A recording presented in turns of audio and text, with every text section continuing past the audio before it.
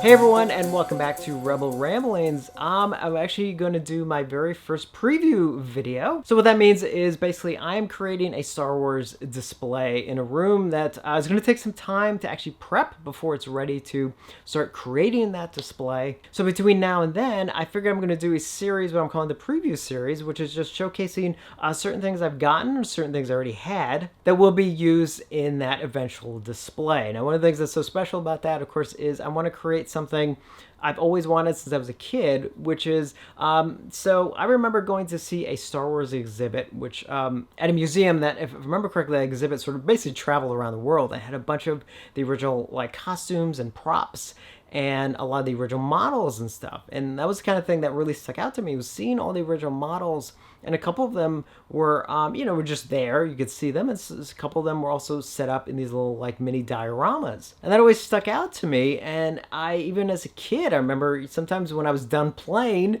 I would put my toys kind of away, but I was almost sometimes like kind of set them up almost like a little diorama until I was ready to go back and play with them some more. So I kind of want to create like a real kind of cool diorama. Now I'm not going to go all out. I'm not going to like create like expansive backgrounds or anything. Like I want them semi clean, so to speak, as far as the display goes, but I definitely want them to be pretty specific. So some of them will be recreating scenes from some of the films. Some of them may be just sort of showcasing just characters in and of themselves. But I'll get more into that display as we get closer to actually getting to the point where I can actually do it. So as far as the preview series goes, I'm going to cover some of the stuff, again, that will eventually go into some of that. And it's all based on the 3 3/4 inch line, in general, going through different lines over the years, not just the more recent vintage collection stuff, although there obviously will be a lot from that, but even older ones going back from even before then,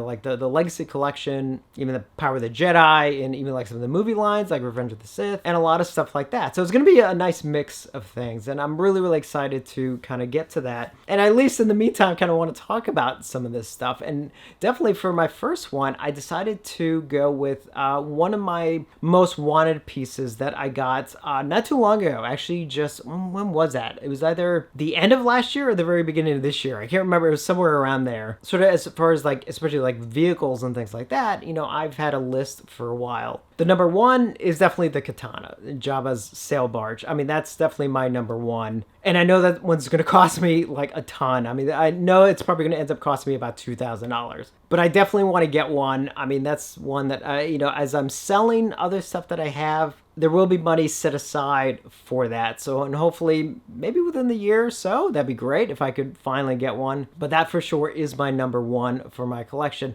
And actually, number two used to be the Falcon, the Millennium Falcon from the Vintage collection. There was the one, obviously there's the original one from the 80s, and they kept reusing that mold for different lines. And then during the Legacy collection, they actually went back and recreated it, but started, and made it so much bigger and had so much more detail and things like that. And then in the Vintage collection version, which was sort of named the Smuggler's Run, loosely based on the Falcon that's on display in Disney World, using that same larger mold, but they gave it a whole new wash, to kind of give it that sort of like dirt grime look, and it looks fantastic. That was actually my number two for the longest time, and then I did actually get one about a year or so ago. And my number three was the AT-AT, the one that was done actually for the Legacy collection, because again, same situation where the original mold from the 80s was just repackaged or redone time and time again in different lines until that Legacy collection one where they started from scratch and redid it.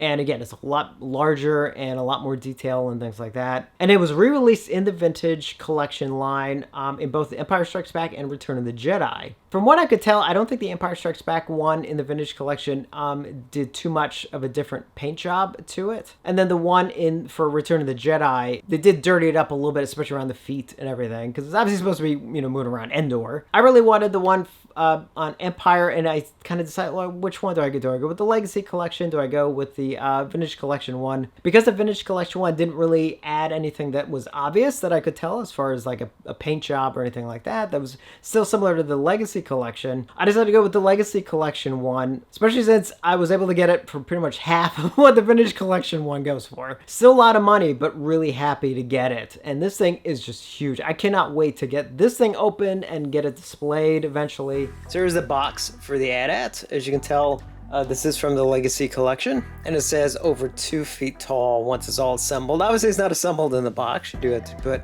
a couple things together, although from what I could tell, it's pretty straightforward. And the interesting thing is that it does come with this speeder bike, which obviously was not in any of the movies. As far as on Hoth, we didn't see any speeder bikes until Return of the Jedi, and of course, they were all on Endor. You can see right there. Interesting extra, and actually, nice thing about it is, you can use it or not use it. Actually, I do like that it's white, for snow, but it actually fits into the back of the AT-AT. So in the back there, in the rear, you pull it down and it actually has a whole slot where the speeder bike goes, which is cool. And even though he's a little not standing up too well, it actually does come with an AT-AT driver, which I was happy to see. Now, it just, because this thing came out so long ago, so obviously the elastic or whatever that was holding him in place has dissolved over the many years. If I'm not mistaken, I think it might say on the back, but this came out maybe in 2008, 2009. But I do want to give just one more quick look at the front of the box, and then I'll turn it around. And here is the back of the box.